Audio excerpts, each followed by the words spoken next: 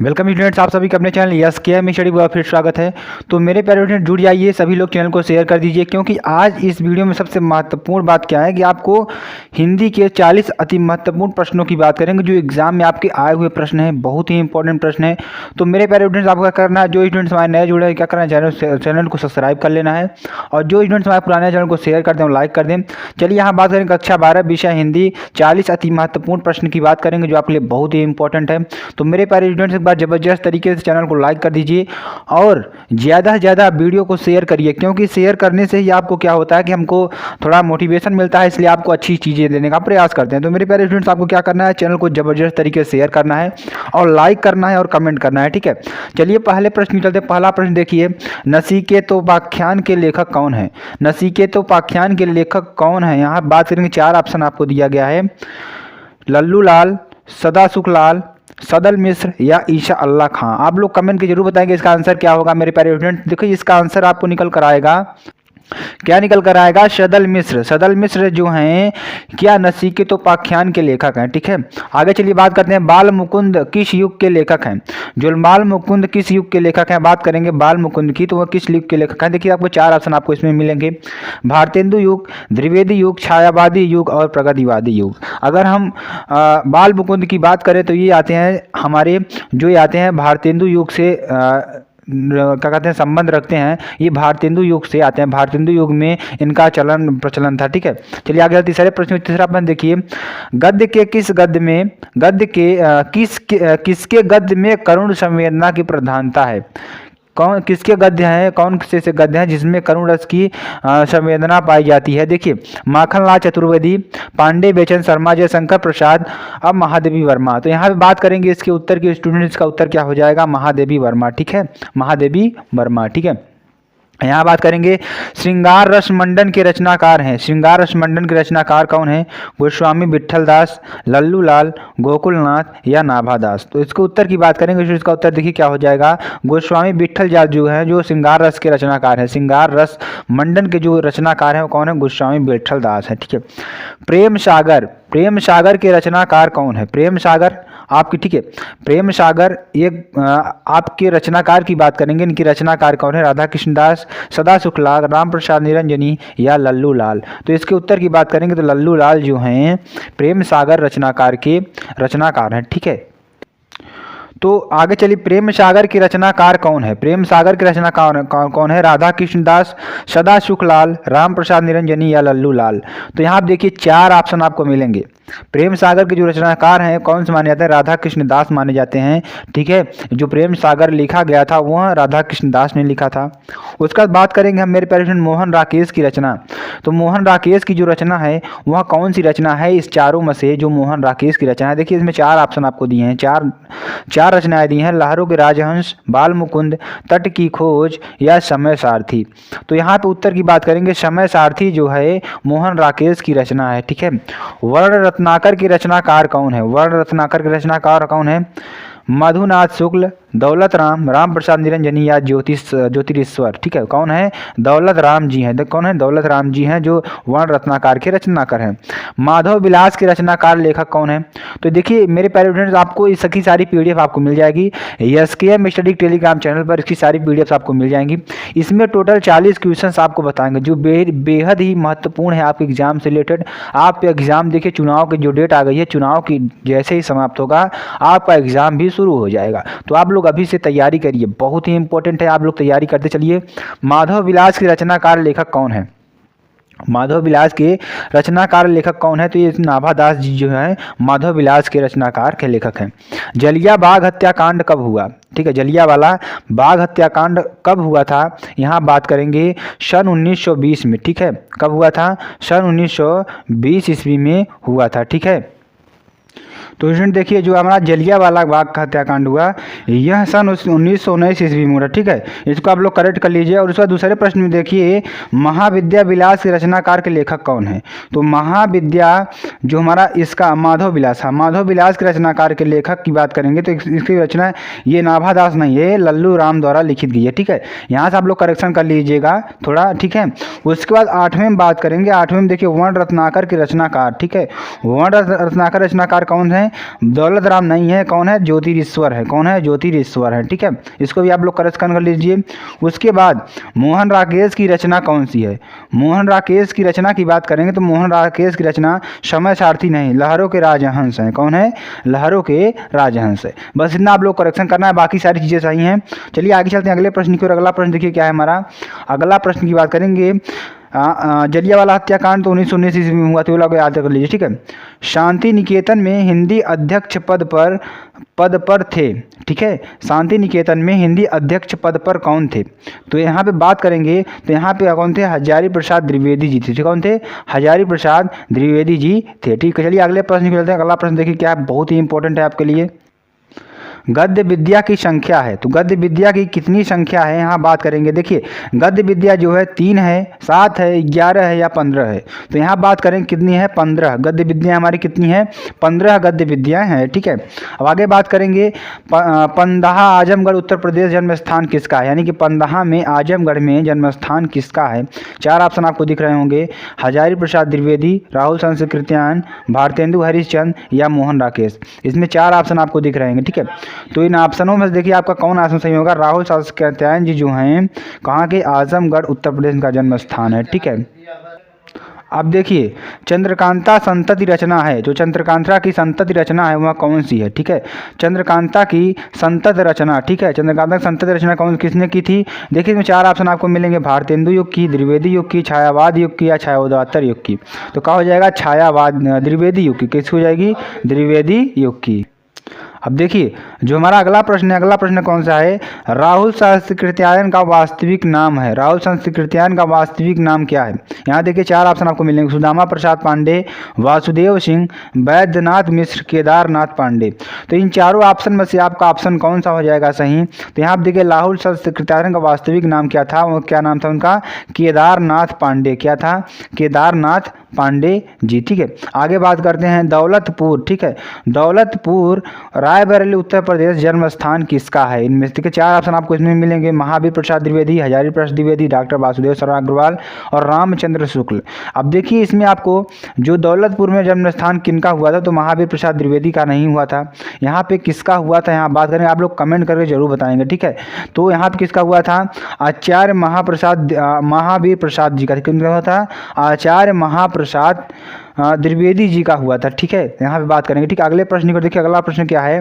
द्विवेदी युग और छायावादी, द्विवेदी युग छायावाद युग दोनों युगों में लेखन कार्य करने वाले लेखक कौन है? द्विवेदी युग और छायावाद युग में दोनों युगों में लेखन कार्य किसने किया था? तो किसने किया था यहाँ बात करेंगे, गुलाब राय जी ने किया था। किसने किया था? गुलाब राय जी ने किया था। चलिए अगले प्रश्न को। अगला प्रश्न देखिए बहुत ही इंपॉर्टेंट है। अगला प्रश्न देखिए, मानव धर्मसार के लेखक कौन है? मानव धर्मसार के लेखक कौन है? यहाँ बात करेंगे देखिए, राजा लक्ष्मण सिंह, सदल मिश्र, राजा शिव प्रसाद सितारे हिंद या लल्लू राल। ठीक है, तो यहाँ पे उत्तर की बात करेंगे, मानव धर्मसार के लेखक कौन माने जाते हैं? तो मानव धर्मसार के लेखक माने जाते हैं राजा शिव प्रसाद सितारे हिंद। ये राजा शिव प्रसाद सितारे हिंद जो हैं ये मानव धर्मसार के लेखक माने जाते हैं। ठीक है, भारत भारती की रचना विद्या है, तो भारत भारती की रचना विद्या कौन सी है? यहाँ देखिए भारत भारती जो हैं इनकी रचना विद्या कौन सी है? कहानी है, उपन्यास है, नाटक है या काव्य है? तो जो भारत भारती है मेरे प्यारे स्टूडेंट्स क्या है? एक प्रकार का काव्य है। ठीक है, क्या है हमारा? एक प्रकार का काव्य है। आप लोग सही आंसर का टिक लगा लीजिएगा। ठीक है, 20वां प्रश्न चलते हैं। 20वां प्रश्न बहुत ही इंपॉर्टेंट है, आपके एग्जाम में बहुत ज़्यादा बार पूछा गया है। तो देखिए ये जो प्रश्न है आपके एग्जाम में बार बार आए हुए प्रश्न हैं, इनको आप लोग को पढ़ना बहुत ही जरूरी है। ठीक है, महावीर प्रसाद द्विवेदी को किस संस्था ने आचार्य की उपाधि से सम्मानित किया? तो ऐसी कौन सी संस्था थी जिसने महावीर प्रसाद द्विवेदी जी को आचार्य की उपाधि दे दी? तो ठीक है, अब यहाँ पे देखिए ऐसी कौन सी संस्था है? ठीक है, तो वह संस्था हमारी थी नगरी प्रचारणी सभा। तो नगरी प्रचारणी जो सभा थी वह महावीर प्रसाद द्विवेदी को आचार्य की उपाधि दी थी। ठीक है, आगे बात करते हैं अगले प्रश्न की ओर। देखिए हिंदी प्रगतिशील, ठीक है, हिंदी प्रगतिशील लेखक संघ, ठीक है, हिंदी प्रगतिशील लेखक संघ का प्रथम अधिवेशन कब हुआ? तो हिंदी प्रगतिशील लेखक का संघ का प्रथम अधिवेशन कब हुआ था? अगर इसकी बात करेंगे तो यह अधिवेशन आपका वर्ष 1936 ईस्वी को हुआ था। ठीक है, कब हुआ था? वर्ष 1936 ईस्वी में हुआ था। बहुत ही इंपॉर्टेंट प्रश्न है। ठीक है, आगे बात करते हैं, रानी केतकी की कहानी के लेखक कौन है? तो रानी केतकी के कहानी के लेखक की बात करेंगे तो रानी केतकी की कहानी के लेखक कौन है यहाँ पे? तो इसकी कहानी की बात करेंगे तो ईशा अल्लाह खां, जो ईशा अल्लाह खां जी हैं वो रानी केतकी की कहानी की जो हमारे रचनाकार या लेखक हैं। ठीक है, निम्नलिखित में अष्टयाम भाषा कौन सी है? ऐसी कौन सी भाषा है जो अष्टयाम की भाषा है? तो यहाँ देखिए, राजस्थानी, ब्रज भाषा, अवधी भाषा या खड़ी बोली। ठीक है, अगर यहाँ पे उत्तर की बात करेंगे, जो ब्रज भाषा हमारी है वह निम्नलिखित में से अष्टयाम भाषा के रूप में मानी जाती है। ठीक है, चलिए 24वें प्रश्न की बात करते हैं। बहुत ही इंपॉर्टेंट प्रश्न है आपके एग्जाम के दृष्टिकोण से। तो देखिए, मोहन राकेश रचनाकार है। मोहन राकेश इनमें से किसके रचनाकार हैं? भारतेंदु युग के, द्विवेदी युग के, शुक्ल युग के या शुक्लोत्तर युग के? तो यहाँ देखिए, बात करेंगे हम मोहन राकेश की। तो मोहन राकेश ने अपनी रचनाएं ज़्यादातर शुक्लोत्तर युग में की है। किसमें की है? शुक्लोत्तर युग में की है। ठीक है, छायावादोत्तर युग के गद्य लेखक कौन है? छायावादोत्तर युग के जो गद्य लेखक हैं वे कौन हैं? तो देखिए, यहाँ पे बात करेंगे छायावादोत्तर युग की। छायावादोत्तर युग में सबसे ज़्यादा लेखन काल वासुदेव शरण अग्रवाल जी ने किया था। किसने किया था? वासुदेव शरण अग्रवाल जी ने किया था। अब छायावादोत्तर काल के लेखक कौन है? इसमें से जो छायावादोत्तर काल के लेखक हैं कौन माने जाते हैं? ठीक है, तो वासुदेव शरण अग्रवाल तो है ही, लेकिन इसमें से और भी लोग जो हैं माने जाते हैं। ठीक है, तो यहाँ बात करेंगे तो देखिए, यहाँ पे 4 ऑप्शन आपको मिलेंगे, विद्यानिवास मिश्र, आचार्य रामचंद्र शुक्ल, गुलाब राय या डॉक्टर श्याम सुंदर दास। तो यहाँ पे देखिए क्या हो जाएगा, यहाँ पे उत्तर की बात करेंगे, विद्यानिवास मिश्र जो हैं छायावादोत्तर काल के लेखक हैं। ठीक है, अब देखिए, छायावादोत्तर काल का युग कहाँ से कहाँ तक माना जाता है? जो छायावादोत्तर काल का युग है वह कहाँ से कहाँ तक माना जाता है? तो वह आपका माना जाता है 1938 से अब तक का जो काल चल रहा है छायावादोत्तर काल चल रहा है। आप लोग याद कर लीजिएगा मेरे प्यारे। देखिए, द्विवेदी युग का नामकरण हुआ, तो द्विवेदी युग का नामकरण किसके द्वारा हुआ था? महादेव प्रसाद द्विवेदी के नाम पर हुआ था, या हजारी प्रसाद द्विवेदी जी के नाम पर हुआ था, या शंकर प्रसाद द्विवेदी जी के नाम पर हुआ था, या राजकुमार शर्मा जी के नाम पर हुआ था? तो यहाँ पर उत्तर की बात करेंगे मेरे प्यारे ऑडियंस, इसका उत्तर क्या हो जाएगा? यहाँ पर जो द्विवेदी युग का जो नामकरण हुआ था वह महावीर हजारी प्रसाद द्विवेदी जी के द्वारा हुआ था। ठीक है, आगे बात करेंगे, निम्न में कौन प्रसिद्ध आलोचक है? निम्न में कौन से प्रसिद्ध आलोचक के रूप में माने जाते हैं? तो कौन है? आचार्य रामचंद्र शुक्ल हैं, महादेवी वर्मा है, मुंशी प्रेमचंद है, जयशंकर प्रसाद हैं। तो यहाँ बात करेंगे निम्न में से कौन से प्रसिद्ध आलोचक हैं? तो यहाँ बात करेंगे आचार्य रामचंद्र शुक्ल जो हैं प्रसिद्ध आलोचक की श्रेणी में आते हैं। ठीक है, चलिए अगले प्रश्न की बात करते हैं, 84 वैष्णवन की वार्ता के लेखक कौन है? तो 84 वैष्णवन की जो वार्ता के लेखक हैं हमारे वह गोकुलनाथ जी माने जाते हैं। ठीक है, तो 84 वैष्णवन की जो रचना किसने की थी? गोकुलनाथ जी ने की थी। ठीक है, नगरी प्रचारणी सभा की स्थापना हुई किसके द्वारा? सॉरी स्टूडेंट्स, यहाँ पे नगरी प्रचारणी सभा की स्थापना किसके द्वारा की गई थी? द्विवेदी युग में, भारतेंदु युग में, या छायावाद युग में, या प्रगतिवाद युग में? तो जो नगरी प्रचारणी सभा की स्थापना हुई थी वह हुई थी भारतेंदु युग में। कब हुई थी? भारतेंदु युग में हुई थी। ठीक है, काशी नगरी प्रचारणी सभा की स्थापना किसने की? काशी नगरी प्रचारणी सभा की स्थापना आपके श्याम सुंदर दास जी ने की थी, जो बहुत ही इंपॉर्टेंट है। ये प्रश्न आपके एग्जाम में बहुत बार पूछा गया है। ठीक है, भारतेंदु युग के लेखक इसमें से कौन माने जाते हैं? ठीक है, कौन माने जाते हैं इनमें जो भारतेंदु युग के लेखक हैं हमारे? तो यहाँ पे प्रताप नारायण मिश्र जी जो हैं भारतेंदु युग के लेखक माने जाते हैं। ठीक है, सदल मिश्र की रचना कौन सी है? सदल मिश्र की रचना कौन सी है? इसमें देखिए, प्रेम सागर, नचिकेतोपाख्यान, सुख सागर या उदय भान चरित। तो यहाँ बात करेंगे सदल मिश्र की रचना जो है वह किसके द्वारा लिखी गई थी? वह लिखी गई थी नचिकेतोपाख्यान। ठीक है, क्या है? नचिकेतोपाख्यान द्वारा। भारतेंदु युग के लेखक कौन है? तो इनमें से जो भारतेंदु युग के लेखक कौन है? तो जो हमारे बाल कृष्ण भट्ट जी हैं जो ये भारतेंदु युग के लेखक माने जाते हैं। ठीक है, हिंदी साहित्य के आधुनिक काल को गद्य काल की संज्ञा किसने दी? तो हिंदी साहित्य के गद्य काल को, हिंदी साहित्य के आधुनिक काल को गद्य काल की संज्ञा किसने दी थी? तो वह संज्ञा आपके महावीर प्रसाद द्विवेदी, नहीं ये नहीं हो सकते हैं, बाबू श्याम सुंदर दास भी नहीं हो सकते हैं, भारतेंदु हरिश्चंद्र जी ये नहीं भी हो सकते हैं। अब देखिए यहाँ पे एक ऑप्शन बचता है आपके पास, कौन सा ऑप्शन बचता है? क्या हिंदी साहित्य के आधुनिक काल के गद्य काल की संज्ञा किसने दी थी? आचार्य रामचंद्र शुक्ल जी ने दी थी। ठीक है, यहाँ बात करेंगे इसके आंसर की।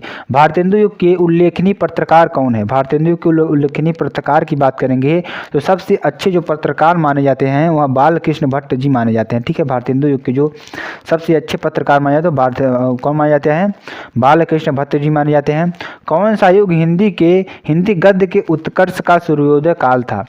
ऐसा कौन सा युग है जो हिंदी गद्य के उत्कर्ष का सूर्योदय काल था? ठीक है, वह कौन सा युग था? वह भारतेंदु युग था जो हिंदी गद्य के उत्कर्ष का सूर्योदय का काल। क्यों थी? भारतेंदु युग ने बहुत सारी जो गद्य रचनाएं की थी अपने ज़माने में। ठीक है, अब बात करेंगे अगले प्रश्न की ओर। हिंदी गद्य साहित्य के जनक माने जाते हैं। हिंदी गद्य साहित्य के जनक कौन माने जाते हैं? भारतेंदु हरिश्चंद्र जी जो हैं हिंदी गद्य साहित्य के जनक माने जाते हैं। भारतेंदु युगीन गद्य की समय सीमा क्या है मेरे प्यारे स्टूडेंट्स? जो समय सीमा है उसकी 1850 से 19 तक की मानी जाती है। ठीक है, तो यहाँ तक आपको सारे प्रश्नों को याद कर लेना है, रट लेना है। बहुत ही इंपॉर्टेंट प्रश्न है ये, आपके एग्जाम में आए हुए प्रश्न है। तो मेरे प्यारे स्टूडेंट्स, यहाँ वीडियो कैसी लगी आप कमेंट कर जरूर बताएंगे। इसका PDF आपको SKM स्टडी टेलीग्राम चैनल पर मिल जाएगा, जो आपको लिंक डिस्क्रिप्शन में दे दी गई है। फिर मिलते हैं नेक्स्ट वीडियो में नए टॉपिक के साथ। जय हिंद, जय भारत।